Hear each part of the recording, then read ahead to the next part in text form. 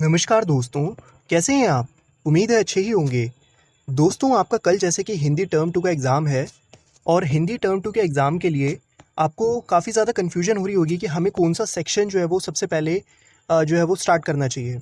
दोस्तों, बेसिकली हिंदी ए और हिंदी बी के लिए ये दोनों के लिए ही मेरे पास अलग-अलग सजेशंस हैं, क्योंकि दोनों के अंदर एक चीज़ अप्लाई नहीं हो पाएगी।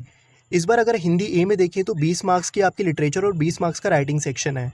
लेकिन अगर मैं बात करूँ हिंदी ए की, तो हिंदी ए वालों के बच्चों को, यानी अगर उनको लिटरेचर बहुत ज़्यादा अच्छे तरीके से आता है, मतलब प्रॉपर हर एक क्वेश्चन जो है वो बढ़िया तरीके से आ रहा है, उनको समझ में आता है और फटाफट वो लिख सकते हैं, तो ही उन्हें लिटरेचर सेक्शन से शुरुआत करनी चाहिए, नहीं तो उन्हें राइटिंग सेक्शन करना चाहिए।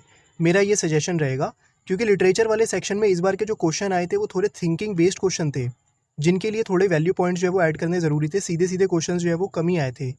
तो इसके लिए मैं ये बोलूँगा कि आप पहले राइटिंग सेक्शन कर सकते हैं, वो आपका जल्दी निपट जाएगा।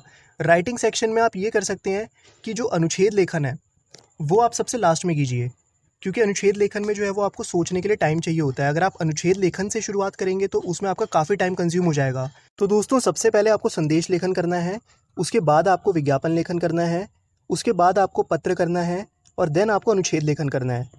दोस्तों, कोशिश करनी है कि आपको सेक्शन टू सेक्शन ही चलना है और अनुच्छेद लेखन जो है वो लेखन में सबसे लास्ट में करना चाहिए, तो वही सही रहेगा।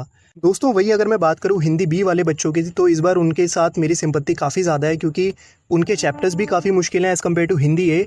और इस बार जो है वो राइटिंग सेक्शन में भी उनको ज़्यादा लिखना पड़ेगा, मतलब उनके लिए पेपर थोड़ा सा और लेंदी हो जाएगा। तो मैं समझ सकता हूँ उनके ऊपर क्या बीत रही होगी। बट मैं ये बोलूँगा कि एक इसमें पॉजिटिविटी ये देख सकते हैं कि लिटरेचर से कम आ रहा है। आपके लिटरेचर के चैप्टर भले ही मुश्किल हैं, लेकिन उसमें से आपका 14 मार्क्स का ही आएगा। तो आपको अगर लिटरेचर जो है वो बहुत अच्छे तरीके से आती है तो आप पहले वही कर लीजिए, और नहीं आती है तो आप भी राइटिंग सेक्शन जो है वो उल्टे से ही स्टार्ट कीजिए और पहले राइटिंग सेक्शन ही कीजिए। क्योंकि इन केस क्या होता है कि राइटिंग सेक्शन में अगर आपको टाइम लगता है और लास्ट में आपके पास कम टाइम भी बचता है, तो लिटरेचर के क्वेश्चन से रिलेटेड हमें हमें पता होता है कि मतलब क्या लिख सकते हैं। तो अगर आप सारा कुछ भी नहीं लिख पाएंगे तो हर क्वेश्चन में कुछ ना कुछ तो लिख ही आएंगे। लेकिन राइटिंग सेक्शन में प्रॉपर टाइम चाहिए होता है, प्रॉपर इसके लिए जो है वो हमें सोचना पड़ता है, प्रॉपर प्रेजेंटेशन देनी पड़ती है, जैसे विज्ञापन लेखन, संदेश लेखन हो गया, सूचना लेखन हो गया। तो अगर उसको जल्दी जल्दी में करेंगे तो वो आपके ज़्यादा मार्क्स जो है वो लुटा देगा। और वैसे भी राइटिंग सेक्शन 26 मार्क्स का, तो वो आपको पहले ही करना चाहिए। और यही बात दोस्तों मैं आप हिंदी ए वाले बच्चों को भी समझाना चाहूँगा, क्योंकि लिटरेचर के जो क्वेश्चंस होते हैं उसमें हमें कुछ ना कुछ तो पता ही होता है। तो अगर हम लास्ट में, अगर हमारे पास कम टाइम भी बचता है, तो हम उसके अंदर कुछ ना कुछ लिख सकते हैं, भले हमारे पॉइंट्स कम हो जाएँ, लेकिन हमें कुछ ना कुछ नंबर मिल जाएंगे। लेकिन अगर हमारा राइटिंग सेक्शन अच्छा नहीं गया तो हमारा पूरा पेपर ख़राब हो सकता है। तो दोस्तों, अब अगला क्वेश्चन आता है कि कल का पेपर आसान होगा या मुश्किल होगा। तो दोस्तों, मैं आपको एक बात बता देता हूँ, चाहे हिंदी ए का पेपर हो चाहे हिंदी बी का पेपर हो, हिंदी बी वालों के लिए मैं थोड़ा सा ज़्यादा टेंस्ड हूँ। बट अगर मैं दोनों की ही बात करूँ तो पेपर ना आसान होगा ना मुश्किल होगा, कल का पेपर लेंदी होगा। तो ये आप राइटिंग सेक्शन से समझ सकते हैं।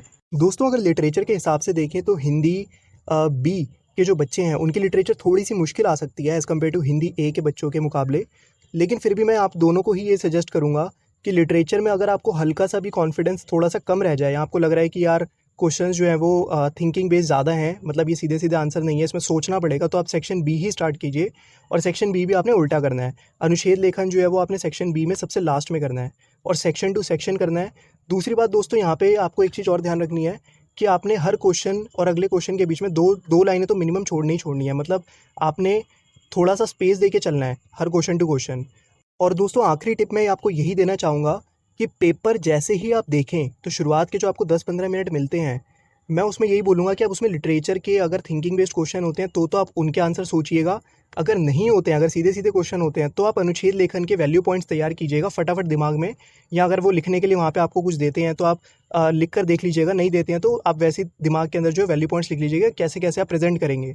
क्योंकि उसमें सोचने वाले क्वेश्चंस जो है वो हमें 10 से 15 मिनट जो शुरुआत के मिलते हैं उन्हीं में ही करने चाहिए।